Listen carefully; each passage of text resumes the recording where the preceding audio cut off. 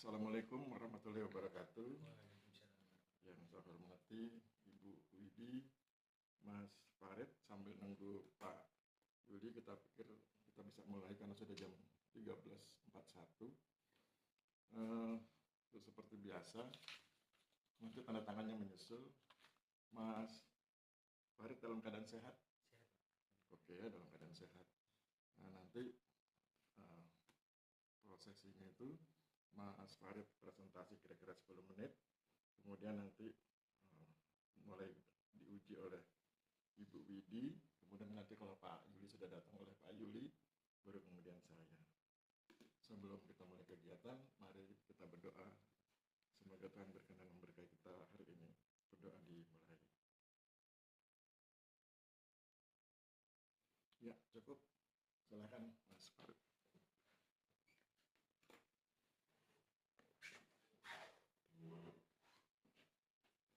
Ya, sebelumnya Assalamualaikum warahmatullahi wabarakatuh. Waalaikumsalam warahmatullahi wabarakatuh. Selamat siang kepada Pak Aris Jonugro sebagai Ketua Komisi dan Ibu Widiana Estini Puri sebagai anggota komisi dan Pak Yuli sebagai unsur. Nah, di sini saya Farid Zaim dengan NIT 22313966 dari kelas A Prodi Diploma 4 Pertanahan akan mempresentasikan atau memaparkan hasil dari penelitian maupun sidang skripsi hari ini dengan judul analisis faktor-faktor masyarakat tidak memasang patok tanda batas bidang tanah pada Desa Jaguan, Kecamatan Sambi, Kabupaten Boyolali.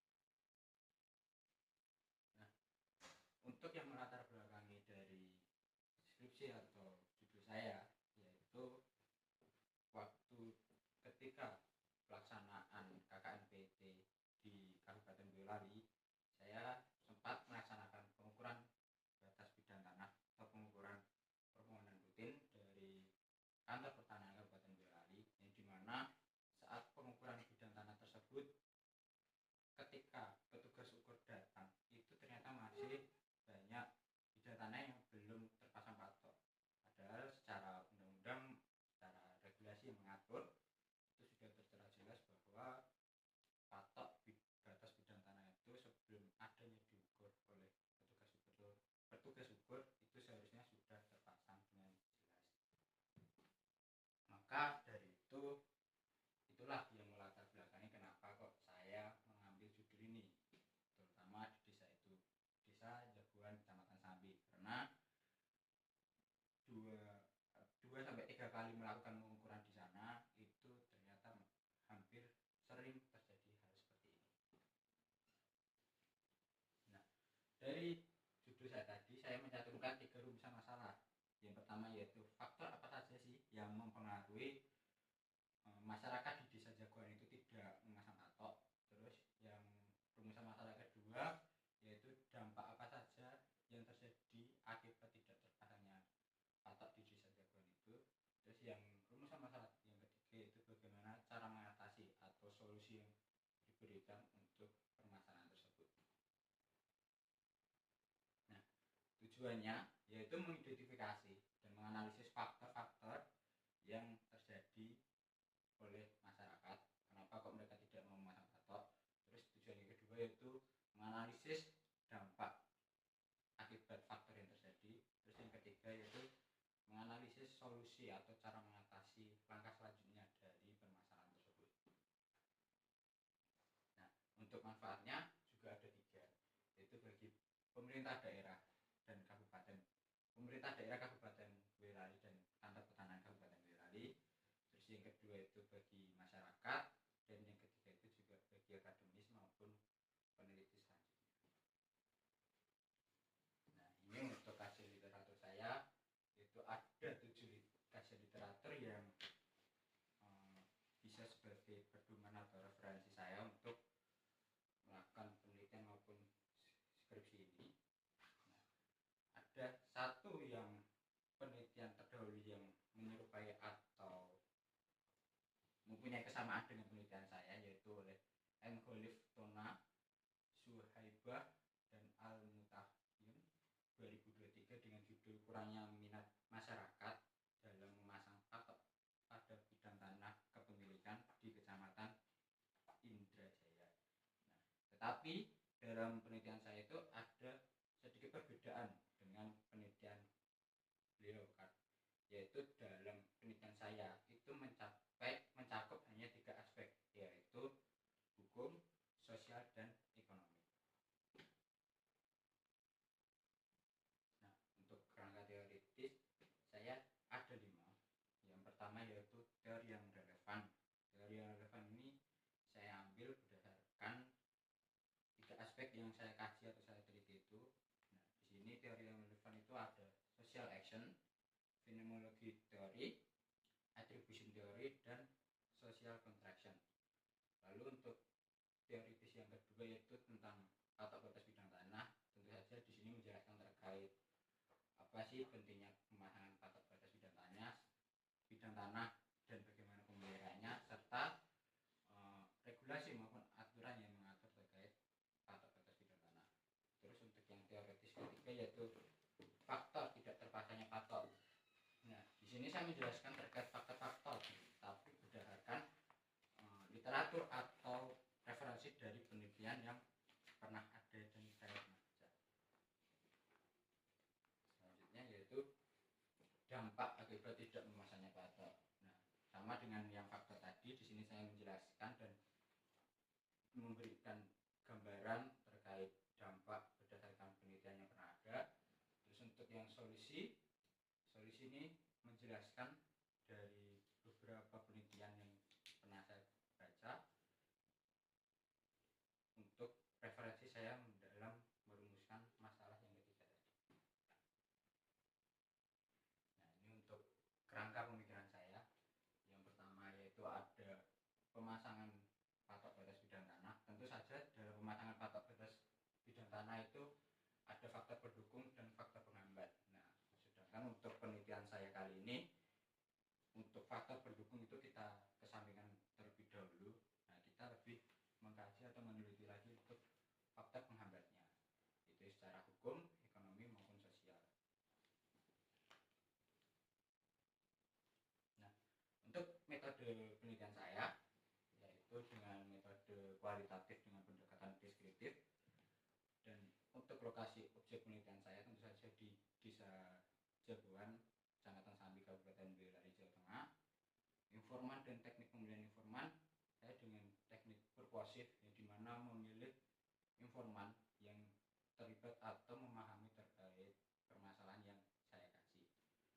Untuk jenis sumber dan teknik pengumpulan data, jenis dan sumber data saya itu ada 2, data primer dan sekunder, dimana data lebih kuat saya itu di data primer. Untuk teknik pengumpulan datanya dengan wawancara dengan masyarakat, perangkat desa, kecamatan maupun notaris PATS, dan kantor pertanahan Kabupaten Boyolali, serta observasi lapangan dan studi dokumen.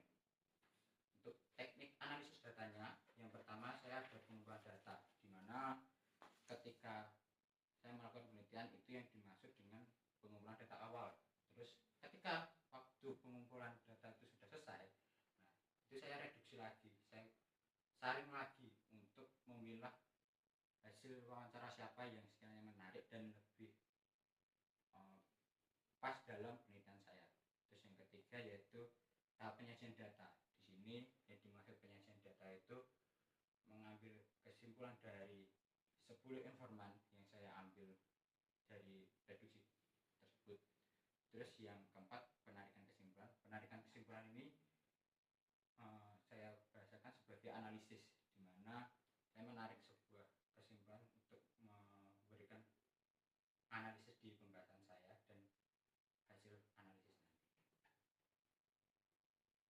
Nah, untuk gambaran umum wilayah saya akan menjadi 2, yaitu makro dan mikro. Di sini saya makro menjelaskan secara global terlebih dahulu tentang Kabupaten Boyolali, karena saya meneliti di Desa Jagoan yang masih di Kabupaten Boyolali.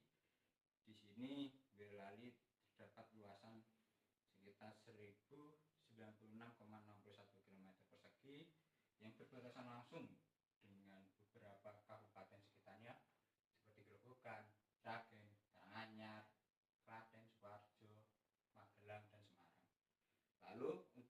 jumlah penduduk di Kabupaten Boyolali sendiri kurang lebih 1.099.850 jiwa.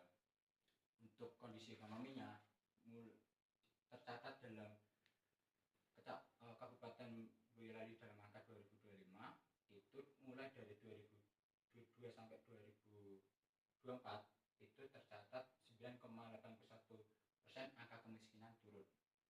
Lalu untuk pendidikan di Kabupaten Boyolali itu masih banyak masyarakat yang tidak tepat umur atau tidak sesuai dengan jenjangnya, sehingga mempengaruhi dalam sistem maupun dalam mencerna ilmunya. Lalu untuk mikronya, saya memberikan gambaran umum di Kecamatan Sambi, tapi akan lebih terperinci ke Kelurahan Jagoan, yang dimana untuk yang warna merah ini merupakan petanya Desa Jagoan, yang dimana berbatasan langsung dengan Kelurahan Bandungan, yaitu Kecamatan Simo. Lalu di sebelah selatan ada Kelurahan Kepoh, di timur ada Kelurahan Sambi, dan baratnya Kelurahan Babatan dengan luasan wilayah 3,25 km persegi dengan jumlah penduduk 4.188 jiwa. Nah, memasuki bab pembahasan yaitu bab 5, di mana dinamika hukum, sosial, dan ekonomi. Nah, di sini dalam bab 5 ini saya membahas 3 faktor tersebut sesuai dengan rumusan masalah saya, yaitu faktor hukum, sosial, dan ekonomi. Untuk yang pertama yaitu faktor hukum. Nah, faktor hukum ini setelah dianalisis terdapat 3 poin yang menjadi faktor hukum akibat tidak terpasangnya patok batas bidang tanah. Yang pertama, pemahaman masyarakat yang kurang, yang dimana masyarakat berdasarkan hasil wawancara dengan masyarakat itu masyarakat belum tahu terkait regulasi yang mengatur maupun peraturan-peraturan yang mengatur. Nah, dari pemahaman yang kurang itu berarti bisa ditarik ke faktor sosialnya, itu kesadaran masyarakat yang kurang, di mana masyarakat itu seakan-akan tidak mau menaung terkait pemasangan patok tersebut. Nah, tentu saja dengan tidak tahu menahu itu dia lebih mementingkan kebutuhan yang lain, sehingga yang dimaksud itu masyarakat lebih daripada uangnya buat beli patok atau membuat patok, mereka itu lebih memanfaatkan uangnya atau kebutuhannya buat kebutuhan yang lain. Lalu untuk yang faktor sosial, yang pertama yaitu kebiasaan turun temurun, di mana kebiasaan ini setelah berdasarkan hasil observasi dan wawancara dengan masyarakat, itu kebiasaan turun temurun itu mereka mengandalkan batas alam seperti batu, pohon, parit. Nah, hal-hal seperti kayak gitu menimbulkan permasalahan hukum atau kurangnya kesadaran hukum masyarakat. Kembali lagi seperti yang faktor hukum tadi, karena mereka kurang pahamnya terkait aturan maupun regulasi hukum yang berlaku. Nah, terus dari batas alam itu masyarakat itu menganggap lebih efisien dan lebih hemat karena mereka tidak mengeluarkan biaya atau pendapatannya tidak berkurang lagi. Terus untuk yang faktor ekonomi, di mana masyarakat itu berpikir memasang patok itu perlu mendatangkan tugas ukur dan wajib membeli patok. Nah, pada pemikiran persepsi masyarakat seperti inilah yang mempengaruhi dari tidak terpakainya patok batas bidang tanah di Desa Jagoan. Terus kurang paham aturan hukum seperti yang saya sebutkan tadi, masyarakat belum kuat atau belum paham banget terkait aturan atau regulasi yang mengatur. Terus yang ketiga, percaya dengan tanda batas yang sudah ada, dimana yaitu kali dulu sebelum mereka mempunyai tanah tersebut sudah ada batas-batas. Nah, dengan batas-batas yang sudah ada itu mereka percaya saja dengan batas-batas yang sudah ada tersebut. yaitu dampak yang terjadi. Nah, faktor ada 3, yaitu faktor hukum, sosial, dan ekonomi. Tentu saja untuk dampak sendiri juga ada 3, yaitu dampak hukum, sosial, dan ekonomi. Untuk dampak hukumnya sendiri, tentu saja adanya konflik dan sengketa tanda batas. Nah, di sini ketika adanya konflik atau sengketa tanda batas tersebut, nah tentu saja bisa mempengaruhi hubungan masyarakat secara turun-temurun sehingga mengganggu komunikasi maupun keharmonisan pemilik tanah dengan masyarakat sekitar. Nah, ketika adanya konflik maupun sengketa juga, tentu saja masyarakat perlu biaya lebih untuk menyelesaikan masalah tersebut sampai ke pengadilannya.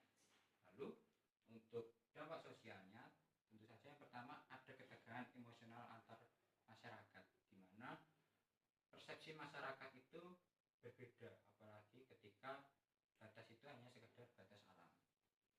Terus yang kedua, kepastian hukum fisik tanah yang hilang atau kurang, di mana ketika hanya mengandalkan batas alam sebagai batas bidang tanah, tentu saja dampak yang terjadi selanjutnya yaitu ketika batas alamnya itu sudah hilang atau tergeser oleh alam maupun seseorang, tentu saja itu merugikan pemilik maupun tetangganya karena tidak adanya jaminan pasti dalam bidang tanahnya. Terus yang selanjutnya yaitu nilai produktivitas terhambat. Nah, yang dimaksud ini ketika seharusnya tanah itu bisa dimaksimalkan, manfaatkan produktivitasnya secara maksimal, tapi dengan adanya permasalahan tersebut sehingga menghambat masyarakat maupun pemilik tanah tersebut dalam memanfaatkan maupun meningkatkan produktivitas tanah tersebut.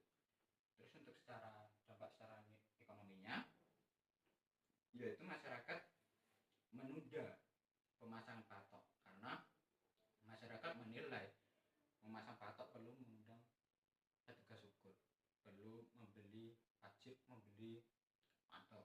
Nah, sehingga masyarakat menunda pemasangan patok batas bidang tanah. Terus selanjutnya itu proses administrasi pertanahan terhambat. Nah, dengan masyarakat yang menunda pemasangan patok tersebut, maka mau nggak mau prosesnya menghambat seperti yang saya alami dengan petugas ukur di Kabupaten Boyolali. Ketika petugas ukur sudah datang, maka patok belum terpasang, otomatis kita tidak bisa melaksanakan pengukuran karena tidak ada acuan untuk mengukur. Nah, dari situ kita harus menunggu lagi. Nah, maka akan mengulur waktu yang lebih lama. Terus yang selanjutnya komunikasi yang terganggu. Nah, selain proses administrasi yang terhambat, tentu saja komunikasi dengan masyarakat sekitar akan menjadi terganggu karena ketika ada pergeseran sedikit dari batas-batas yang pernah ada, nah, maka itu bisa menimbulkan ketegangan atau komunikasi yang luntur atau terganggu. Nah, untuk yang rumusan masalah ketiga yaitu terkait solusi hukum, sosial, dan ekonomi. Nah, di sini saya mengambil 3 solusi yang saya buat untuk menjawab dari permasalahan sebelumnya. Yang pertama yaitu sosialisasi dan kerjasama. Di sini yang dimaksud sosialisasi dan kerjasama itu mensosialisasikan terkait peraturan pemasangan dan pemeliharaan tanda batas, terus terkait kesadaran masyarakat terkait pemasangan patok batas bidang tanah dan biaya yang sebenarnya dibutuhkan dalam pemasangan patok batas bidang tanah. Terus yang solusi yang kedua yaitu subsidi atau bantuan. Nah, yang dimaksud di sini itu di mana pemerintah atau instansi yang terkait itu memberikan bantuan kepada pemilik bidang tanah sehingga mereka tidak menjadi beban lebih maupun memberatkan kehidupannya, sehingga ekonomi masyarakat akan lebih stabil dan mereka akan lebih memaksimalkan dalam pemasangan atau batas bidang tanah. Terus selanjutnya yaitu monitoring dan evaluasi. Nah, di sini tuh tentu saja ketika masyarakat sudah melaksanakan hal tersebut, yaitu sudah melaksanakan pemasangan patok batas bidang tanah, maka perlunya adanya monitoring dan evaluasi. Tujuannya buat apa? Biar masyarakat itu tahu, biar pihak-pihak yang terkait itu tahu, oh masyarakat sudah melaksanakan sesuai dengan tujuan atau regulasi yang berlaku, seperti itu. Nah, yang terakhir yaitu kesimpulan dan saran. Kesimpulan yang pertama yaitu terkait faktor yang mempengaruhi. Yang pertama, faktor hukum, di mana faktor hukum di sini masyarakat banyak yang belum paham atau belum mengetahui tentang regulasi maupun aturan yang mengatur terkait pemasangan patok batas bidang tanah.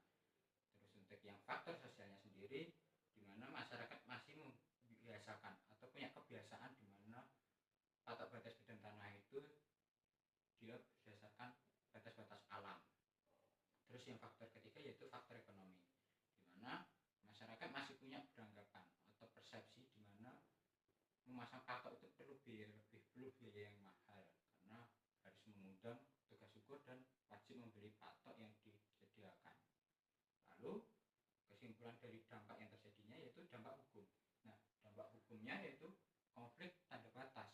Di sini konflik tanda batas yang saya jelaskan tadi tentu saja mempengaruhi dalam sistem administrasi tanahan. Terus yang dampak sosial yaitu hubungan masyarakat jadi rusak. Yang awalnya harmonis, saling komunikasi satu dengan sama yang lain, akhirnya rusak karena adanya konflik tanah bidang tanahnya. Terus yang selanjutnya yaitu dampak ekonomi, yang dimana nilai tanah itu akan turun, yang diakibatkan tidak bisa produktif secara maksimal karena bidang tanahnya itu terjadi permasalahan atau sengketa. Lalu solusi yang ketiga, kesimpulan yang ketiga yaitu cara mengatasi dampak negatif. Nah, dari solusi tiga saya sebutkan tadi terkait sosialisasi, monitoring, dan subsidi itu sudah saya cakupkan menjadi tiga aspek tadi, yaitu solusi hukum, yaitu sosialisasi dan kerjasama. Untuk solusi sosialnya yaitu monitoring dan evaluasi, dan solusi ekonominya itu subsidi atau bantuan. Nah, untuk sarannya sendiri itu ada 4. Yang pertama itu bagi masyarakat desa Jagoan, terus yang kedua itu bagi pemerintah desa Jagoan, dan ketiga kantor pertanahan Kabupaten Boyolali, dan yang terakhir itu buat peneliti selanjutnya.